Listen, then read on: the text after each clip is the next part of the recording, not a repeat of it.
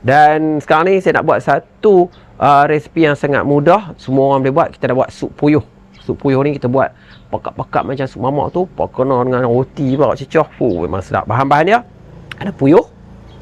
Lepas tu ada kat sini serbuk sup. Yang ni saya tambahkan sedikit serbuk kurma.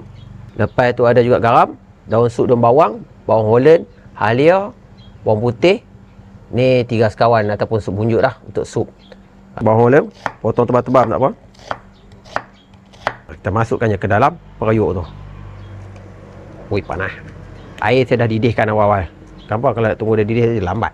Hal yang kita pakai lebih sikit sebab apa? Kita kadang-kadang orang kata makan puyuh ni dia ada bau macam hamis-hamis tu sikit kan. Kita nak buangkan bau hamis-hamis tu. Tapi puyuh di sini kan memang bersih. Kita masukkan je sekali. Sup bunjut, mak esah kita.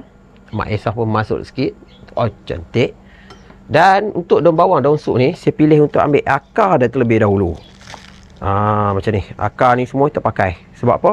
Yang ni mengeluarkan bau wangi tu. Nampak tu? Yang ni keluar bau wangi tu. Cantik. Kalau nak apa? Nak letak seko macam ni tak boleh lah. Tak digalakkan lah. Kan? Kita belah 4. Potong bahagian atas ni. Yang tu. Belah tengah lagi. Kan? Cantik. Masuk je dia punya perah tu. Kita rebuskan dia sekejap. Lebih kurang dalam 15 minit macam tu. Lepas tu nanti baru kita masukkan rempah-rempah sup ni. Jangan masuk awal lagi. Puyuh tu keluar jus dulu. Lepas tu baru kita masukkan bahan-bahan. Daripada tadi kita masuk penuh je kulit dengan isi dia tu. Lepas tu dah tinggal macam itulah. Dan sekarang ni kita nak masukkan ni dah rempah sup. Masuk semua lah bagi habis satu pack je ni. Pack yang kecil tu. Dan kita tambahkan sedikit serbuk rempah kurma lebih kurang dalam 1 ke 2 sudu je. Jangan banyak sangat lagi, takut jadi apa ni sup dah jadi masak kurma pula. Letak santan jadi kurma. Okey. Sikit je. Cukup. Tapi ada sekejap. Lepas tu nanti kita boleh taburkan daun sup, lepas tu masukkan sedikit garam untuk perasakan dia. Puyuh ni masak sekejap jadi. Tak payah lama-lama. Letakkan sedikit garam untuk perasa dia.